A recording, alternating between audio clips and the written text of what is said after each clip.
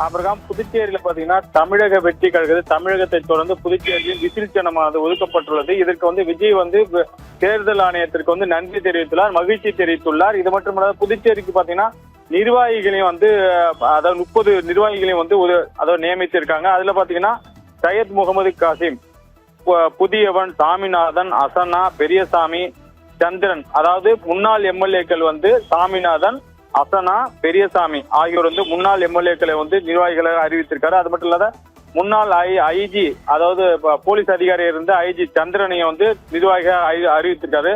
அதே மாதிரி 30 பேரை கொண்ட நிர்வாகிகளை விஜய் நியமித்து உத்தரவு பிறப்பிக்கப்பட்டது.